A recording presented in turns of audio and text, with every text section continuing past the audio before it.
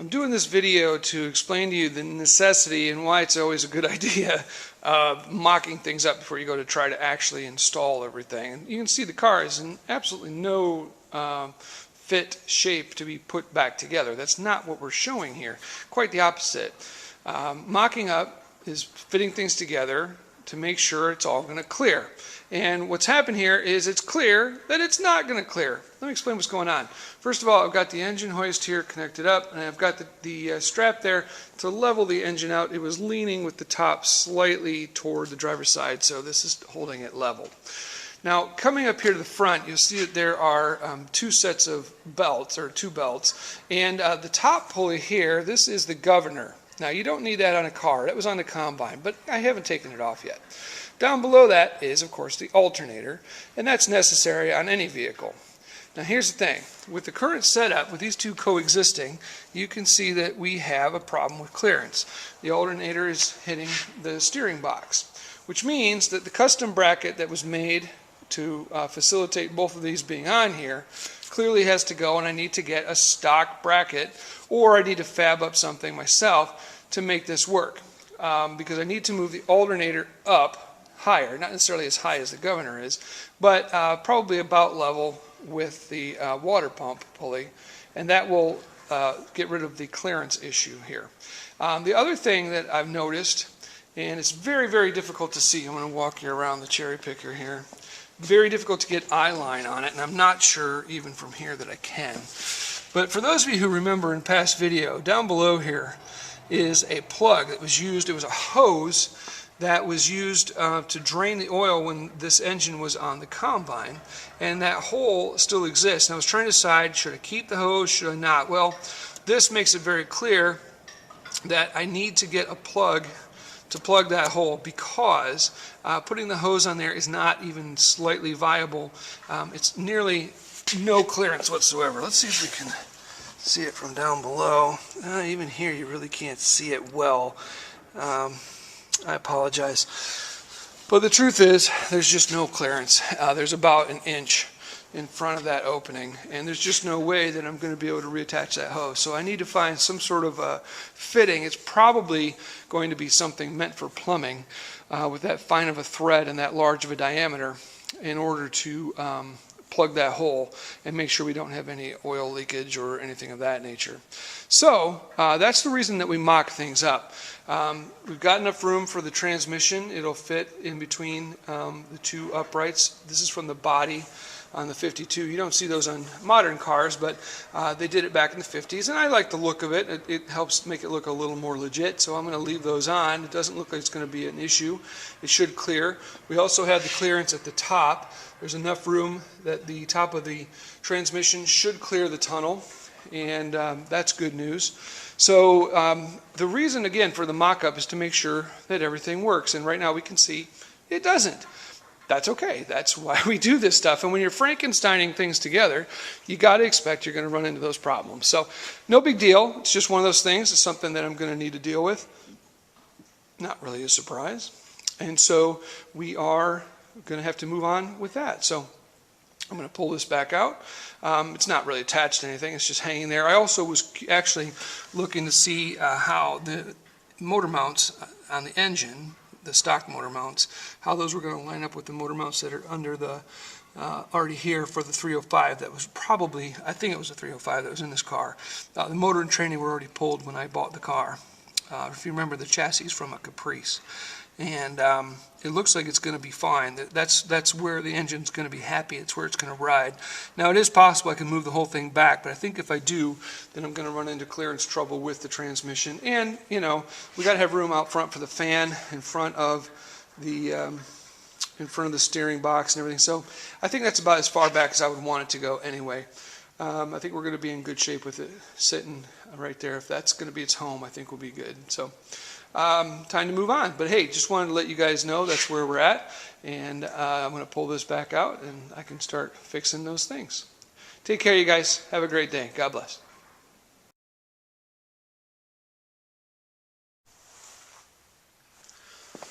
All right, so we've got the new flywheel here, and it's ready to go. One thing is you'll see that it does line up And I had some people poking fun at me for marking, because usually, as I said, there's really only one hole there, and it's there to line it up. I just make a habit of marking everything before I take it apart. You never know exactly what you're going to run into. Every application seems to be just a little bit different. And for my mind, that's cheap insurance. So let's go ahead and put this guy on here. It's a snug fit, as it should be, but it slides right on. You shouldn't have to hit it with a hammer or anything like that. That's in place. Now we're ready to put the bolts in. And the next thing, once we get the bolts in, is we'll have to torque them down to spec. So I'm going to show you how to do that next.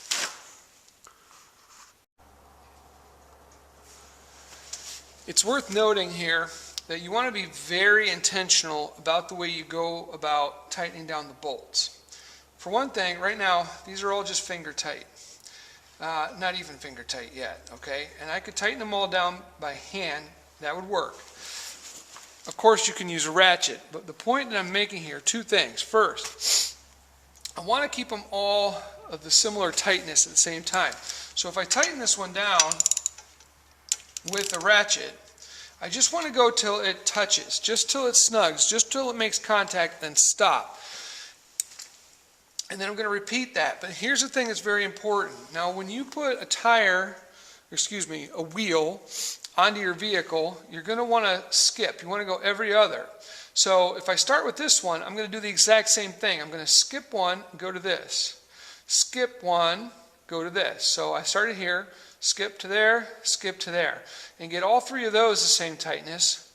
Then I move, and I repeat that, getting these three to match the first three. And so once I get to that point, then I'm ready to go to the next level of tight. So I bring this down just till it snugs, and I'm using just one hand. I'm not using any real force. I'm putting it right up close to the ratchet head so I can't get any real torque on it. And I just go until it snugs against the head of the bolt, snugs against the flex plate. And now I'm going to the other three bolts. So just till it touches. Just till it touches. These are threading in so easy, it's almost easier to just do it by hand with the ratchet. And then the last one here. And the reason that you do that is to keep from over-torquing something which could very easily allow this to warp or bend, because you've torqued one down tight and the other ones are loose. So we don't want to do that. Instead, we're going to snug it on those three, making sure they're all the same, and then I go here, snug it with all three. At this point, I'll go back and add just a little bit more force. I'm just really using my thumb right here to apply the pressure. My hand here is this hand's just holding the ratchet in place. Okay, so those three are all the same. And I'm just snugging it up. So first I just seated the head, and now I'm just snugging it up. Alright, at this point we're going to be ready now for our torque wrench. So let me show you how a torque wrench works. Now this is a kind of torque wrench that a lot of people will be familiar with. You'll see the gauge here, and it's a long handle with a head here, and there's actually two parts. There's two bars. What actually happens is when you pull on the handle, you're actually bending the larger bar, and this smaller bar stays straight. And so depending on the amount of deflection, the amount of bending that happens, you actually pull and bend the big bar, and the small bar points at, in this case, inch pounds, but foot pounds is usually standard. The other thing you got to watch out for is make sure this handle is being held in the right place, because it's actually measuring from the pivot point right here, that little metal pin. So you have to make sure that this handle is centered on the pole to get an accurate reading here. Now that's a great tool, and it works fine, and you just torque until the needle points where you want. But a more modern version, or a version that guys today might be more familiar with, is this kind. And you actually you set the handle to the number that you want, and then you just tighten it here, and then when you get to that point, it gives a little jump, just a little bump, and you know that you've hit your pound feet. And so I know that this particular flex plate, according to my Chilton's guide, is supposed to be torqued to 80 pounds. So what I'm going to do is I've loosened the nut here. I crank this down. It's very hard probably for you to read the numbers on my video here, but 80 is right there. So I'll crank that until I'm zeroed at 80 pounds, which is right there. So there's the 0 right at 80.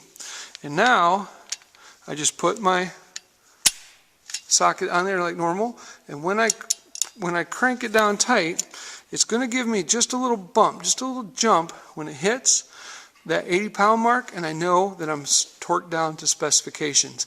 I do this exactly the same way that I just did this right here.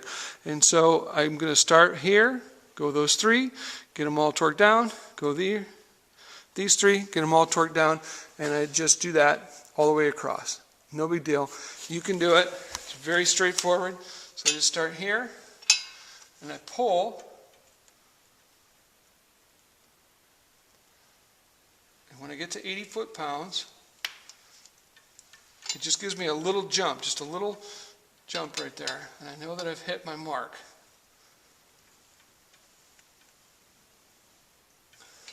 And that's all that I have to do. It's very straightforward, it's very simple. If I can do it, you can do it. And that's how you use a torque wrench.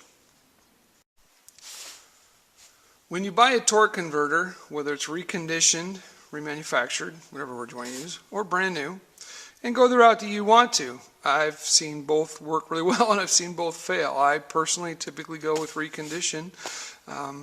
They do a nice job, and it's got this particular one has a 3-year warranty on it. Now, admittedly, you don't want to have to pull your stuff apart after any time, but I mean, 3 years, if it's going to fail, you'll know it probably before that. But they'll come with this dust cover, and you want to pull that off there, and there can be kind of a bear to get off. It's supposed to be a snug fit to keep everything inside. And if you look down inside it, do not be surprised to see fluid. You should see transmission fluid inside the torque converter. It's going to fill up with fluid eventually once it's on the transmission. Expect that. But they usually have a charge of fluid in there because it's been primed. And so you want to be careful once you pull that cover off. Don't tip this upside down, and I wouldn't tip it much past 90 degrees straight up and down, because odds are it's going to leak and drip all over the place, and you're going to need to put more fluid in there. So the next step is going to be to get this guy lined up inside the transmission. You're going to put it in the transmission first before you put the engine and transmission together. And you'll see that it's got these 2 keys here. I'm going to position the camera again and show you where those line up with the transmission.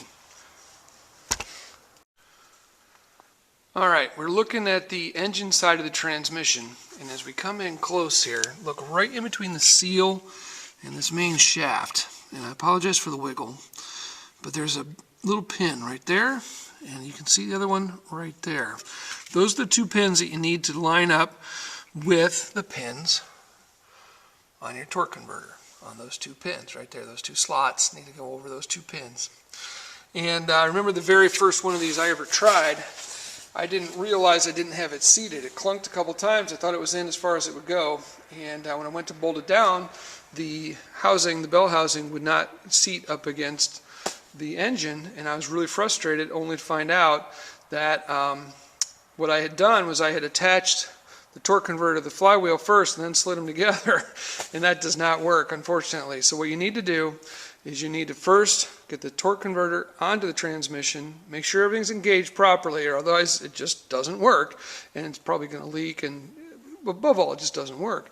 And then once that's in, then you put the bell housing to the engine, and then you attach the torque converter to the flex plate, and I'll show you how to do that when we get there. So let's get set up and get that torque converter on. Okay, this is pretty straightforward. You just pick this up, slide it onto the shaft, and it's going to clunk a few times.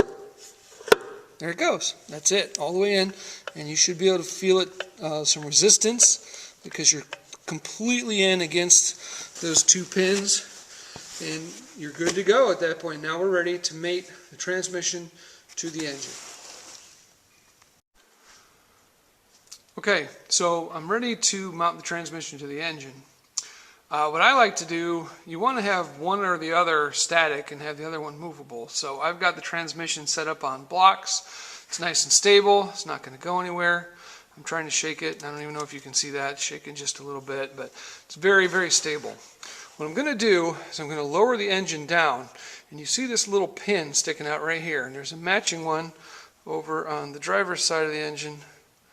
Right, there we go, right there. And then if you look on the transmission down here, right there is a hole. And all we're going to do is we're just lower the engine down until those two are aligned, slide it together, and we're ready to go. And that's all there is to it. So next thing I got to do is lower the engine down.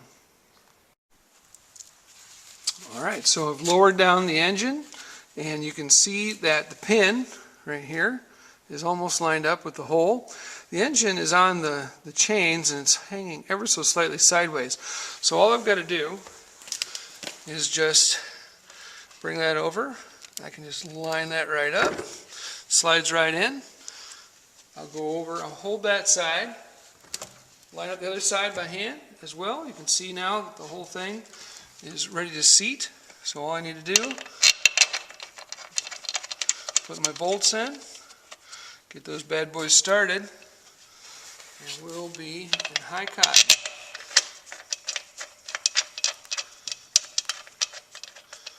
Yes, sir.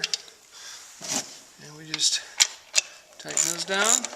Again, like I tend to do for a lot of things, I'm just going to snug it up first. The lift and the blocks are holding all the weight. All I'm doing is just bring them together. Before I tighten anything down completely, I want to put the rest of the bolts in. And that's all there is to it. Now we just got to tighten the rest of those bolts and completely attach the bell housing. And usually that includes bringing the starter into position over here. The starter will slide in over there. But all I got to do is bring those bolts in, tighten it all down, and then we'll be ready to attach the torque converter to the flex plate. Okay, so the engine and transmission are put together, and you can see I like grade 8 bolts, and I use them for a lot of things that seem very important. And speaking of grade 8 bolts, right here in my hot little hand, that is a grade 8 bolt. And this right here is a grade 8 locking nut. And you can tell by those little indentations right here. And so those are what we're going to use on the flywheel, or excuse me, the flex plate to the torque converter. That's what they're made for. And I haven't put the starter on yet because I want you to be able to see what's going on down here. So you can see our flex plate, and you can see the hole there. And what you need to do is you need to rotate the torque converter until the hole lines up. And then all you do is just hold your locking nut right behind that hole. Bring your grade 8 in. Take the time to line those bad boys up and get them started. And then you're going to torque it down. Now I'm going to break my rule here, and I'm actually going to torque those all the way down. And the reason for that is very simple, which is that you're going to have to rotate this flex plate, and that means you're turning the crank, and that's a real bear. So you want to get this all tightened down first time around. So go ahead and crank those down, and then you just rotate the flex plate and get them all three done. And that's all there is to it.